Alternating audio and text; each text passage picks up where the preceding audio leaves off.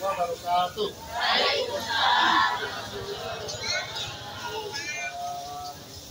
Pertama-tama saya ucapkan terima kasih karena ibu-ibu dan bapak-bapak sekalian sudah meluangkan waktunya untuk kumpul di tempat ini di tengah-tengah kesibukan.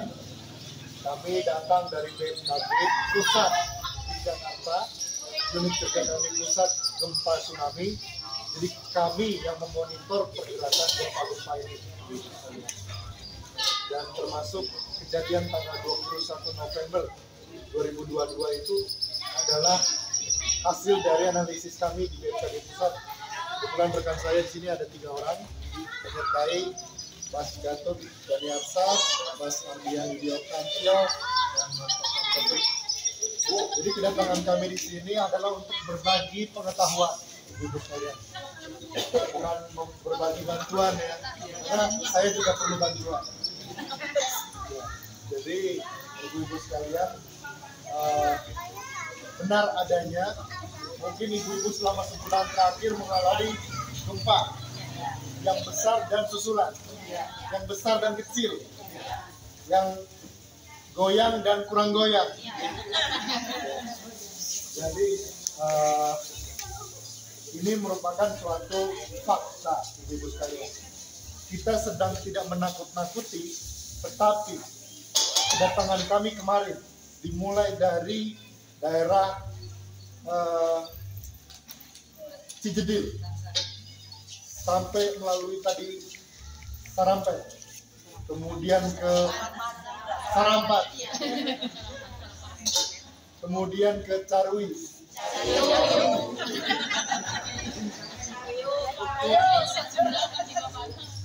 untuk bedain ada Cariu juga di Cikalong Wetan kan?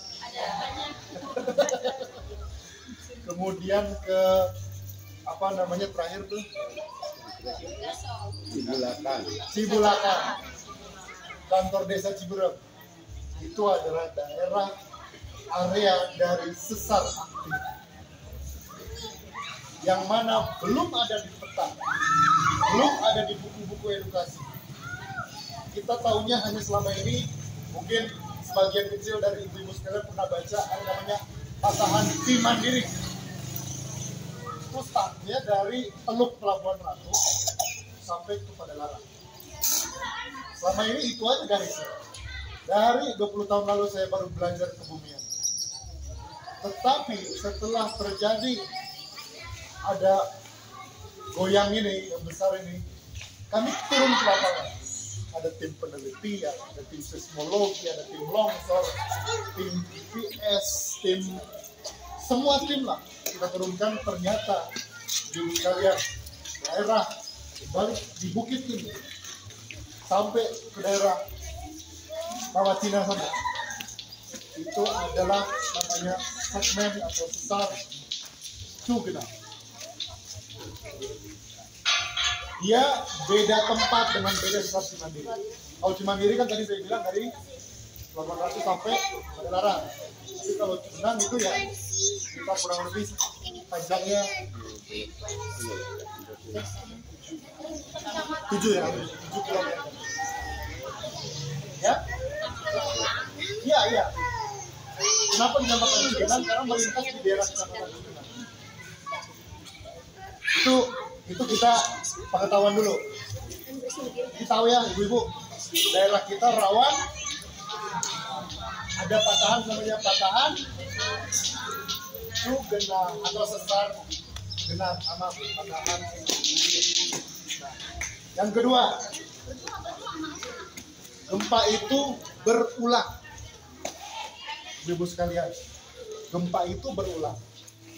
Di Palu, saya bisa ketemu dengan ibu-ibu, maaf bu ya, nenek-nenek dan kakek-kakek yang pernah ngalamin 3 kali tsunami. Tahun 38, 68, dan 2018. Dan pusatnya di situ aja, nama patahannya beda, Palu Koro. Nah, jadi bukan tidak mungkin gempa kuat seperti 20 November terjadi lagi di masa mendatang. Tapi nggak tahu sekian puluh tahun lagi. Karena ini namanya dalam proses relaksasi. Atau kerak buminya itu sedang mengalami menuju keseimbangan. Nanti dia masuk lagi, dia menjadi lipatan lagi, lipatan, udah maksimum dia pecah lagi, jadi gempa lagi. Tapi nggak tahu kekuatannya bisa 5,7, 5,8, kita nggak tahu. Ibu-ibu sekalian, gempa yang ada di daratan itu jauh lebih galak dibandingkan gempa yang di laut. Kalau di laut kita nggak kena tsunami, gitu. Kita Genang tidak akan kena tsunami karena gempanya di darat. Kalaupun gempanya di laut tidak kena. Kan? Kecuali kita kalau ke arah Cianjur Selatan ya, Sukabumi, Garut itu di selatan itu rawan tsunami. Itu ibu sekalian. Nah kemudian setelah sebulan kami ke lapangan mengambil data gempa, data longsor, data ini, kami memang menyimpulkan bahwa daerah kita ini dilintasi sesar aktif, sehingga ada suatu rekomendasi dan saran dari BMKG kepada pemerintah daerah dalam hal ini Kabupaten Cianjur. Ya, oh iya.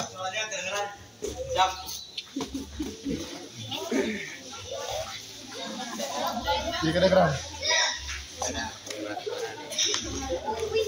Saya lanjut Pak ya. Tadi yang pertama kita dengan ibu-ibu sudah berbagi bahwa kita ada namanya patahan yang baru dipetakan, namanya patahan Cugenang. Patahannya itu sekitar 11 km dari ujung daerah Rawa Cina sampai ke daerah Ciberem ujung. Daerah perbukitan ini di dalam garis sesar itu, inilah lintasannya. Sehingga di masa mendatang bila terjadi gempa, ya inilah sesarnya, sesar Cugenang.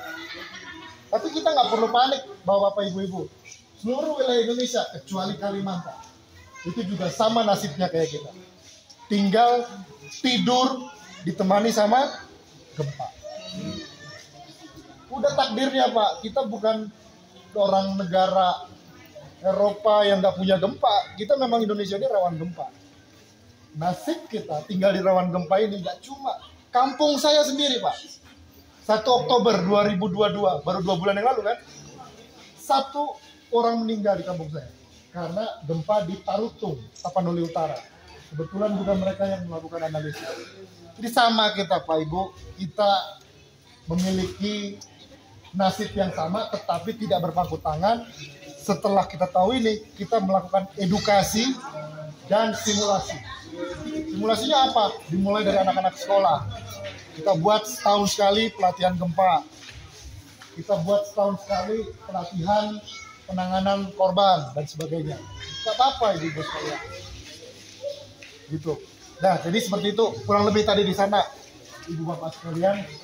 Yang berikutnya, ibu bapak sekalian, karena sesar ini aktif, terus bergerak, dan sewaktu-waktu kita nggak berharap, tapi kalau sewaktu-waktu nanti kita perlu siap siaga, berlatih, edukasi, dan boleh dibagikan itu, dan terhubung dengan BMKG. Kami di Jakarta 24 jam memonitor, menganalisis, dan menyebarluaskan informasi BMKG. Harapannya ibu bapak semua yang ada di sini mendapatkan semua. Caranya gimana? Ibu bapak ada HP kan? Buka Play Store. Play Store. Boleh, sekarang kita coba. Play Store.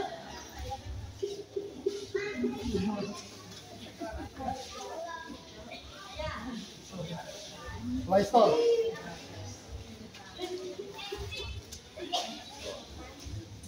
Play Store. Play Store. Ketik di search atau cari info BMKG.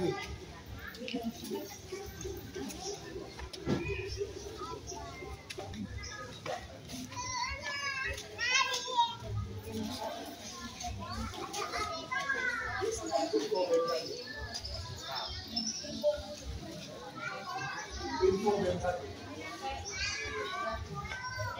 Sudah ada ya? Info BMKG. Ya betul Pak. Sudah pasang.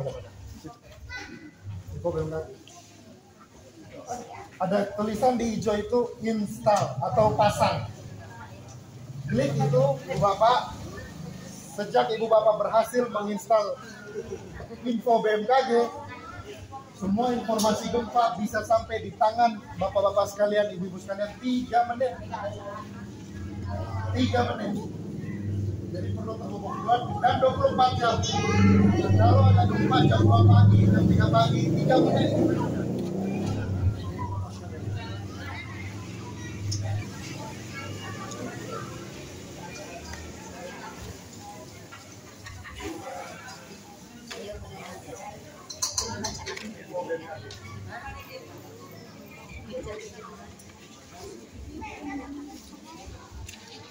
Nah, oke, nanti saya coba sebarkan melalui Pak RT atau Pak Sekdes. Saya ada kontaknya, nanti saya. Nah, ibu bapak sekalian,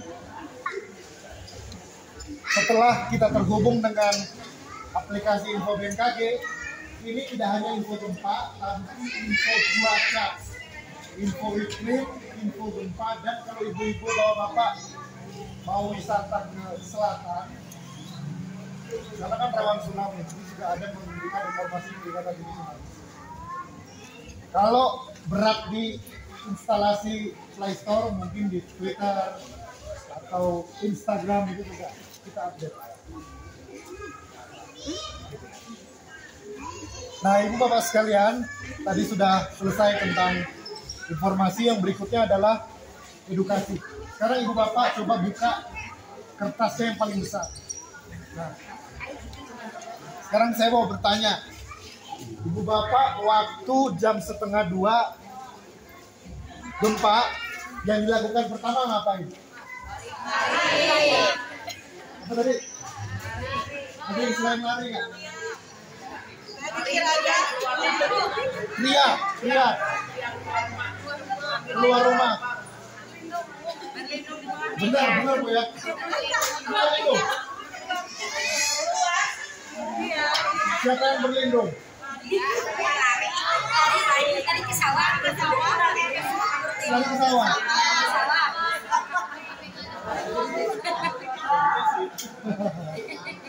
Ya. Lari ke sawah. Jadi ibu bapak sekalian, alhamdulillah ibu bapak sekalian selamat dari gempa kemarin. Tetapi ini saran kami melalui berbagai pengalaman, kalau terjadi gempa bumi itu tidak sampai semenit goyangan yang besar, tetapi itu bisa membuat kita tidak stabil berdiri, apalagi berlari. Santai, ya. Ini kebetulan gempanya dangkal Bu, dekat dengan kita. Ini kita dekat pusat gempa, sehingga goyangannya itu mungkin 5 detik. Tapi kalau di tempat yang mungkin agak jauh, itu kan gelombangnya bisa hampir semenit. Itu kita bahaya, kita langsung lari. Kita lari, pas di tengah-tengah goyang gempanya agak membesar, itu kita bisa jatuh. Jadi hati-hati, ibu bapak sekalian.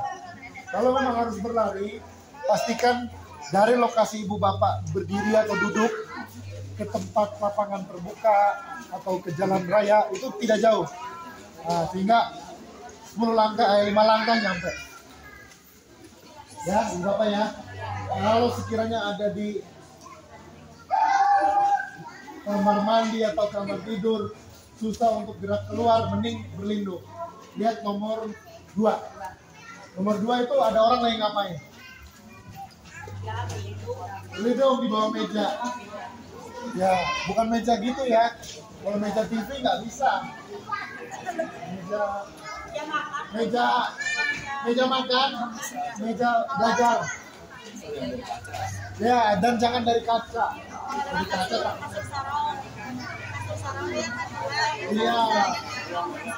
Untuk kolom kursi. Ya, kalau kolom tempat hidup kalau. Oh ya. Tujuannya apa? Supaya kalau ada di sini kan nggak semua berjaringan kan? Ada beton, ada genteng, ada asbes, ada spandek dan sebagainya kan. Kalau amit-amit jatuh, takutnya kena kepala. Ya kan, kita kan nggak tahu di mana kekuatannya. Jadi kita berlindung. Tapi itu udah copyright dulu. Kalau misalnya ada tas atau helm atau buku besar itu bisa. Iya, nggak apa-apa, bawa aja helmnya sampai ke lapangan terbuka, nggak apa-apa. Gaya nggak masalah. Iya, helm di rumah itu. Ini rekan saya ini bertiga kerja itu pakai helm.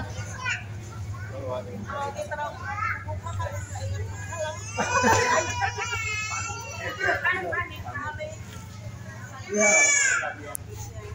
menyediakan helm di meja kerja kan. Karena kalau ada gempa kan kami tetap harus analisis informasi. Ya, jadi ibu bapak sekalian itu. Jadi yang ketiga tadi ya, pertama kita udah tahu tentang kita berdiri di atas patahan. Dua, gempa itu berulang. Ya, jadi saya udah berikan contoh tuh di Palu itu ada kakek-kakek kita panggil opa 3 kali dia ngalamin, tapi 3 kali juga dia selamat. Yang ketiga itu cara selamat dari gempa adalah berlindung baru keluar. Kemudian yang keempat adalah install aplikasi atau install sumber informasi info BMKG. Kita jangan ngarepin lagi dari info dari Kades, dari camat, nanti lama. Langsung aja di genggaman HP kita, ibu bapak sekalian.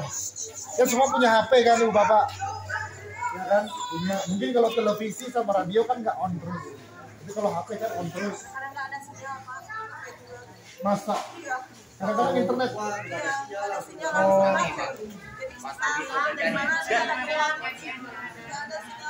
Ini pas kejadian Pak yang ada sinyal itu. Pas kejadian sinyal down semua. Langsung ya? Ya.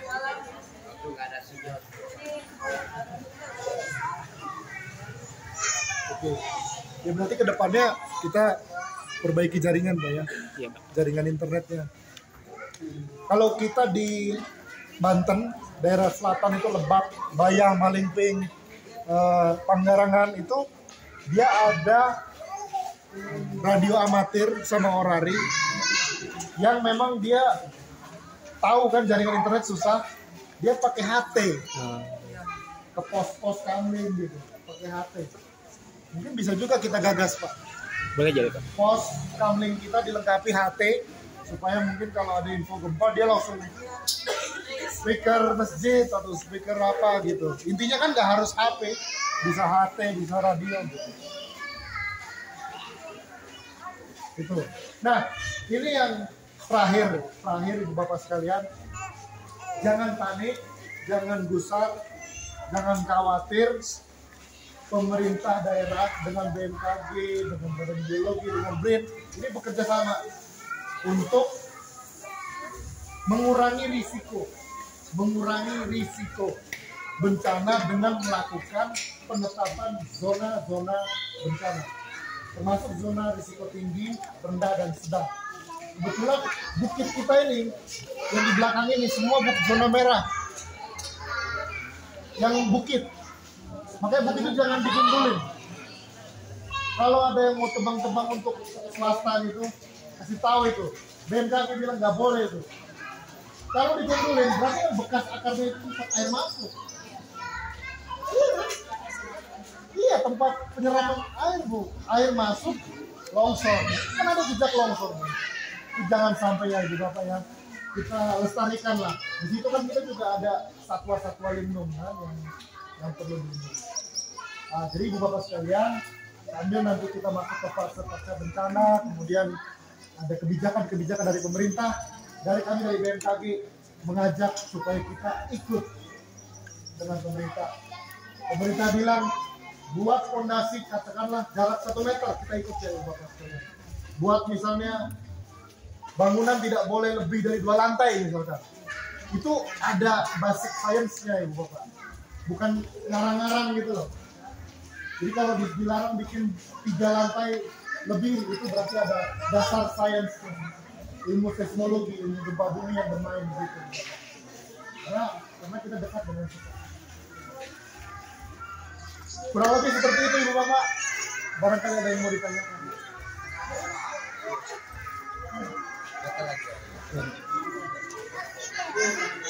Kita kan masih di patahan bulan ya. Dan saya mendapat informasi bahwa patahannya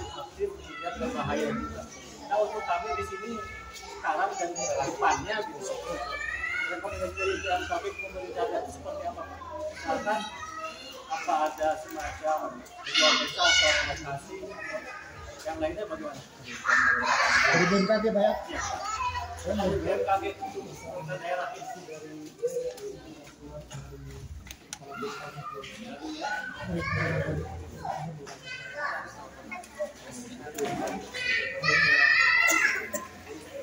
Baik Pak, izin terkait rekomendasi BMKG ya Pak ya, zona-zona bahaya itu kita sudah rumuskan bersama dengan banyak instansi termasuk Badan Geologi, PUPR, juga diskusi dengan Pak Bupati ya.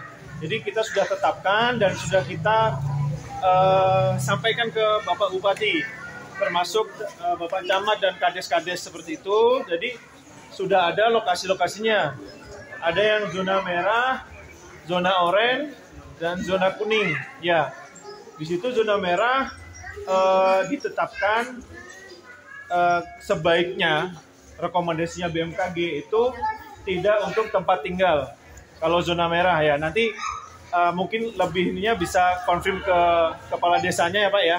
Ya, kalau zona merah itu tidak untuk tempat tinggal, tapi masih kita bisa fungsikan. Misal untuk aktivitas mata pencaharian, atau zona terbuka hijau, atau monumen gempa seperti itu masih bisa digunakan, tetapi tidak untuk tempat tinggal seperti itu. Kemudian ada zona oranye itu untuk zona tingkat bahaya sedang. Ya, di situ boleh dibangun, tapi dengan syarat, ya, dengan syarat bangunannya itu aman gempa, ya, tahan gempa. Jadi nanti saat proses ini fase pasca bencana rekonstruksi itu insya Allah ada pendampingan dari pemerintah, dalam hal ini tupoksinya Kementerian PUPR, ya, jadi ada pendampingan rumah-rumah yang aman gempa itu seperti apa gitu. Jadi akan diakses atau dinilai gitu rumah-rumah yang zona-zona yang mengalami kerusakan, rumah ini masih layak atau tidak seperti itu, atau perlu renovasi, atau memang harus dirobohkan terlebih dahulu. Nah itu sudah masuk di dalam rekomendasi BMKG yang kita sampaikan ke Bapak Bupati seperti itu. Dan tadi kita di Desa Mangunkerta ya ada info kalau kepala desa akan dikumpulkan hari Jumat. Jadi itu mungkin lebih terkait lebih teknisnya terkait eksekusi zona-zona bahaya gempa itu Pak. Seperti itu. Jadi nanti bisa ditunggu informasi dari desa seperti itu Pak. Ya, saya Pak. Ada lagi mungkin Bapak Ibu yang mau bertanya lagi? ada Pak. Zona amannya sampai kapan? Ya Pak. Zona aman di tempat kami sampai kapan? Zona aman maksudnya tadi zona merah, zona Ya, oranye kan? tadi itu Pak. Kadang kan satu hari ada 2 gempa susulan. Ya. Terus sampai kapan gempa itu terus? Oh. Bagaimana? Ya Pak, terkait gempa susulan ya, dalam waktu 1 bulan lebih ini kita mendeteksi ada sekitar 440 gempa susulan ya, yang mungkin beberapa diantaranya Bapak Ibu merasakan ya, tetapi sampai hari ini terus melemah ya, semakin berkurang. Dari deteksi kita terakhir tanggal 24 atau 25 mungkin terakhir yang kita deteksi ya. Jadi kita juga berdoa memang teori gempa memang seperti itu, dan kita berdoa alam di sini juga ya sesuai dengan apa yang kita bayangkan seperti itu Bu ya, karena alam kita kadang di luar ekspektasi kita seperti itu. Kemudian terkait zona tadi, zona bahaya gempa, zona bahaya tinggi sedang rendah itu berlaku seterusnya Pak. Ya, berlaku seterusnya. Karena patahan Cugenang itu ya akan ada di sini, memang ada di sini terus gitu Pak. Nah, dan itu dapat sewaktu-waktu juga terjadi gempa lagi gitu. Ya mungkin periodenya puluhan tahun ya Bu ya. Dan itu juga kita belum bisa prediksi. Tetapi dari kejadian ini, gempa ini, kita pemerintah dan juga BMKG berhasil memetakan gitu. Kita mengkaji bahwa patahannya tuh memanjang dari Rancagoong sampai ke Ciberem ini. Nah, sampai ke Ciputri juga ya. Nah, dari situ kita tentukan zona-zona yang bahayanya tinggi ya. Sehingga kedepannya diharapkan meminimalisir atau bahkan bisa ada gempa jangan sampai ada korban jiwa gitu. Iya, itu salah satu langkah mitigasinya seperti itu. Itu juga berlaku di daerah lain karena patahan-patahan itu juga ada gitu. Seperti misal di Cugenang ini ada, di selatan ada Cimandiri, ya kan? Nah itu patahannya juga udah dari dulu ada di situ gitu. Tinggal bagaimana kita beradaptasi gitu, ya beradaptasi bagaimana kita menanggulangi atau mengurangi risiko apabila ada gempa biar tidak terjadi korban jiwa itu seperti apa. Nah itu yang kita edukasi ke masyarakat, kita bantu, kita kasih rekomendasi seperti itu.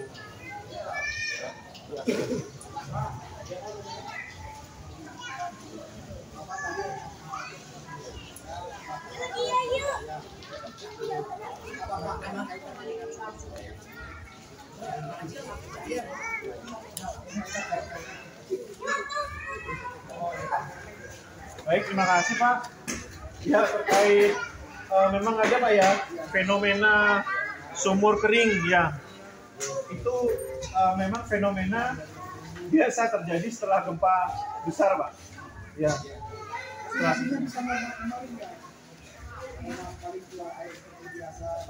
Seperti itu perlu apa? Ada yang bisa, ada Nggak yang bisa tidak. deh.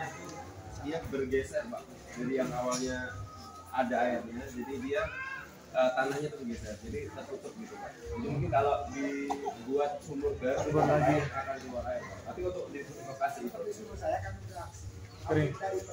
iya, Ya. memang ada dia bergeser Pak, tanahnya dia tertutup atau tanahnya sumber airnya iya akan bergeser, airnya hilang. Tapi kalau dilakukan pengeboran atau penggalian ulang lagi sumur baru, jauh masih dapat air.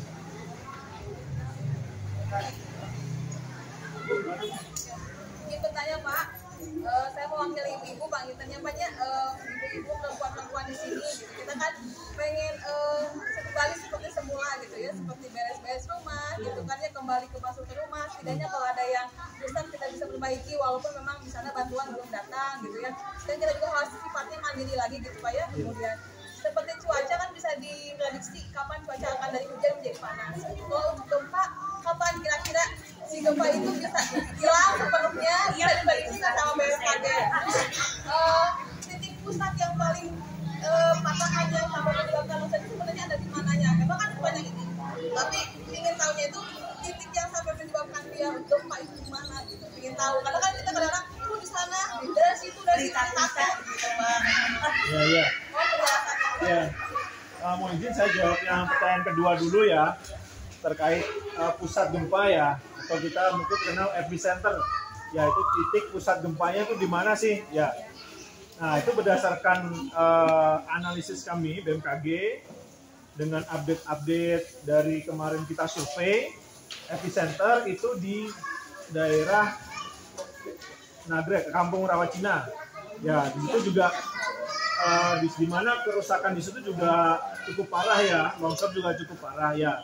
Tetapi perlu diketahui bahwa gempa itu patahan itu bukan titik Bu ya, bukan titik di sana aja gitu. Ya, jadi dia seperti ada bidang yang bergeser gini Bu. Ya, jadi nah yang bergeser ini itu dari mulainya dari Rawacina itu terus sampai ke sini ya. Nah itu makanya kita jalur sesarnya itu berupa jalur, bukan titik, hanya titik situ saja gitu. Yang bilang kan longsor ada di situ Pak, gunung yang saya longsor itu di situ katanya. Oh itu. Kalau yang di Cijedil itu ya. Oh. Ya.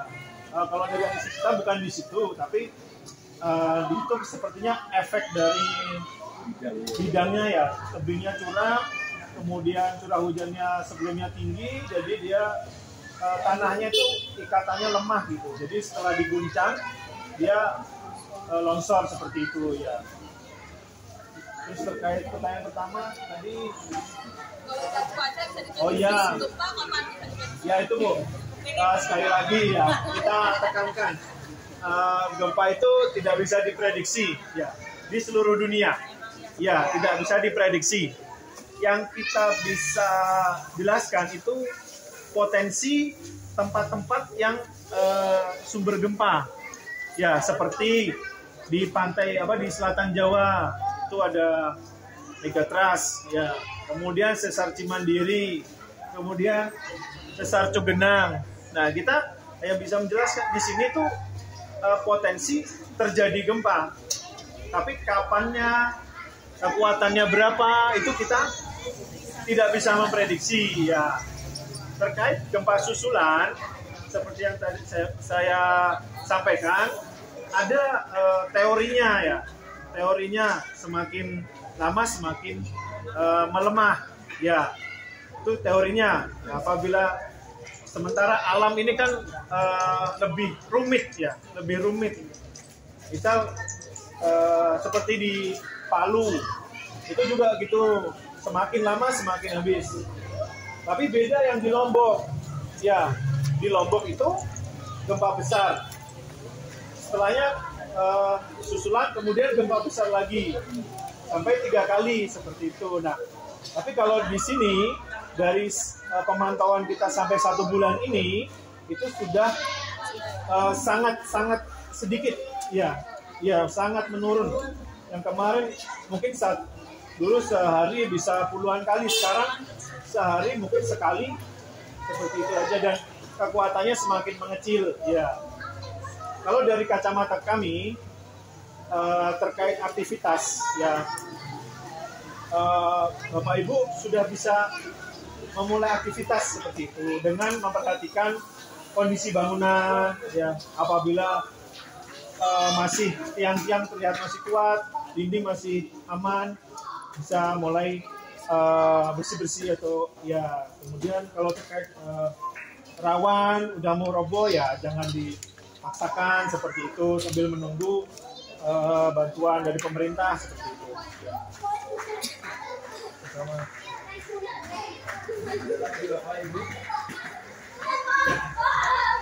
Satu lagi tambahan ya Pak, Bu. Jadi seperti yang sudah disampaikan tadi bahwa gempa bumi itu belum ada yang bisa memprediksi ya. Jadi kita belum tahu apakah di masa depan akan berulang lagi, kapannya, seberapa besar. Tapi kita bisa menilai potensi wilayah-wilayah mana yang mungkin akan diguncang gempa. Tapi untuk kapannya dan berapa besarnya tidak ada yang tahu. Jadi misalnya pada saat terjadi gempa atau setelah gempa, ada kabar bahwa besok akan ada gempa lagi lebih besar, magnitudenya sekian, jam sekian, itu bisa dipastikan bahwa berita itu tidak benar ya Bapak Ibu ya. Jadi jangan tambah panik kalau misalnya ada terima berita seperti itu, yang kita sekarang sering sebut sebagai hoax ya. Jadi kalau dapat berita ada gempa di masa depan, gempa besok, seminggu lagi, sebulan lagi, itu bisa dipastikan berita itu tidak benar ya Bapak Ibu ya. Jadi jangan termakan oleh berita-berita yang tidak benar, karena bisa jadi itu adalah suatu provokasi dari pihak-pihak yang pernah bertanggung jawab, nanti bisa menyebabkan kepanikan di warga eksodus besar-besaran, nanti ada orang-orang yang bisa masuk ke kampung-kampung, bisa mengambil barang-barang ibu bapak, gitu. Seperti itu pernah terjadi di wilayah-wilayah yang lain, seperti di Jogja dulu pernah ada seperti itu, ada berita bohong, satu desa keluar, itu ada rombongan orang tidak dikenal masuk ke dalam desa mengambil barang-barang bapak ibu, itu yang bisa menyebabkan kerugian lebih besar lagi. Jadi kalau dalam kondisi tanggap darurat atau bencana, mohon hanya didengar berita dari pihak-pihak pemerintahan seperti dari desa, dari kecamatan, dari BMKG, BNPB, BPBD yang memang benar-benar informasinya itu valid. mungkin ada yang mengatasnamakan BMKG atau instansi lain, tapi isi beritanya itu tidak bisa dipercaya seperti akan ada gempa besok atau seminggu lagi besarnya sekian, jam sekian, itu bisa dipastikan beritanya tidak benar. Kalau cuaca sedikit berbeda kasus ya Bu ya. Kalau cuaca kita masih bisa memprediksi, walaupun prediksinya itu mungkin belum 100% benar, tapi kita bisa memperhitungkan prediksinya. Jadi semakin dekat waktunya kita bisa memberikan peringatan dini. Misalnya 3 jam lagi akan ada hujan lebat, itu dari BMKG memang valid gitu.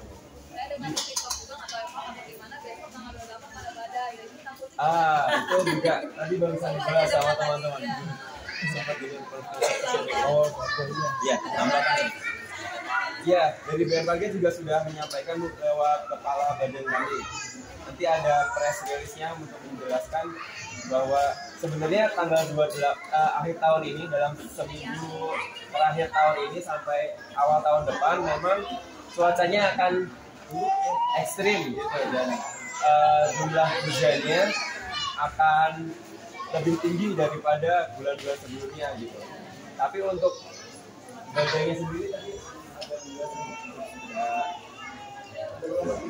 kemungkinan ya akan ada peningkatan curah hujan dan gelombang tinggi di laut. Tapi Bapak Ibu tidak perlu panik berlebihan atau khawatir, karena selama waspada kita bisa tahu informasi dari aplikasi yang tadi disarankan atau dari informasi dari BMKG yang Ibu Bapak dapatkan dari media lain. Insya Allah itu informasinya lebih bisa dipahami gitu, daripada hanya membaca sekilas di headline berita yang badai dahsyat dan segala macam. Itu penjelasannya mungkin agak sedikit ambigu, jadi mungkin bisa mencari lagi di media lain untuk mengkonfirmasi apakah berita itu benar atau tidak. Mungkin sedikit Ibu Bapak, kalau di daerah rumahnya atau dekat rumahnya ada rekahan-rekahan, buka-bukaan, tadi Bapak ada yang cerita di daerah Intan ada buka-bukaan bawah. Dekat Bu ya, itu melanjutkan tadi cerita dari Mbak ini bahwa tanggal 28 ada hujan deras, segera tutup dengan tanah, segera tambal. Karena kalau itu kena hujan masuk ke situ, genang nanti, ya ditutup. Ini sama waktu kita ke Sukabumi, Cianjur, Sukabumi, Lebak tahun 2018. Sama juga kasusnya, banyak kebuka. Akhirnya pabrik teh di daerah Nirmala, Kecamatan Nanggung, Kabupaten Bogor, itu kena longsor. Karena ada retakan-retakan di bukit-bukit, tidak langsung ditambal. Jadi kalau ibu-ibu bapak-bapak di situ melihat ada bukaan, segera ditambal. Mau pasir, mau tanah, segera padetin. Padetin aja. Padetin, ya. Supaya jangan itu nanti ngumpul air. Termasuk kalau ada di daerah lereng. Terus itu juga belajar dari sebelah kita ya, waktu kita ke Sukabumi sama Bogor, kalau bisa tambah ikan itu jangan pas di lereng. Kalau tambah ikan itu kan air ya. Takutnya itu goyang-goyang itu jelas. Itu juga kita belajar dari Bogor.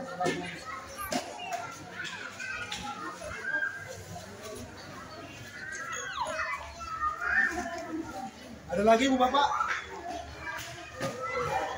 Tangguh ya semua ya? Bangkit ya? Bangkit. Yang kerja-kerja, yang berdagang-berdagang, yang keladang-keladang aja, nggak usah takut. Itu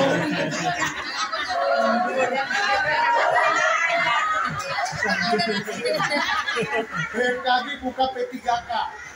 Nah, jadi Ibu Bapak buka website BMKG, ada penerimaan P3K, penerimaan pekerja non PNS.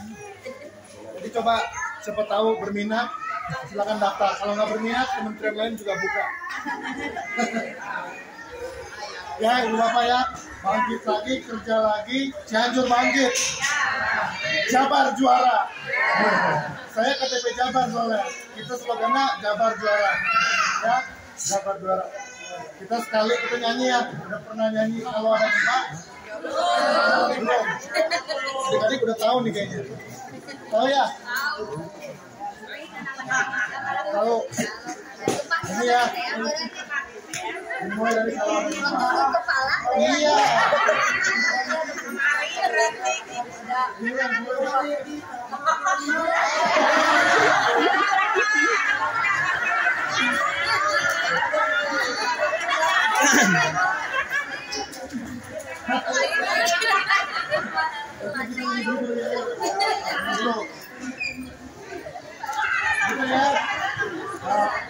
Satu, dua, tiga. Kalau ada gempa, lindungi kepala. Kalau ada gempa, masuk kolong meja. Kalau ada gempa, jauhi dari kaca. Kalau ada gempa, cari di lapangan terbuka.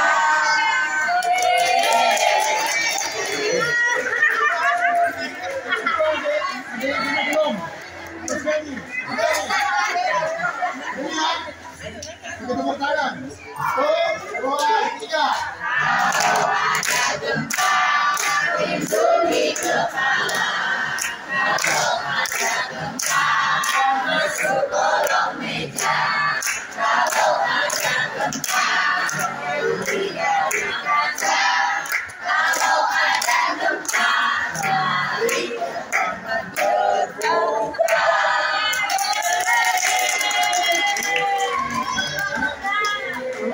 Cianjur, tangguh.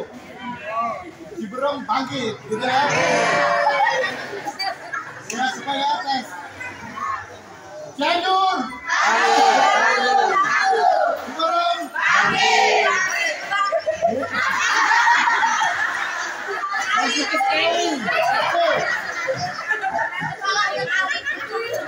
Cianjur, Ciberem bangkit. Jabar juara.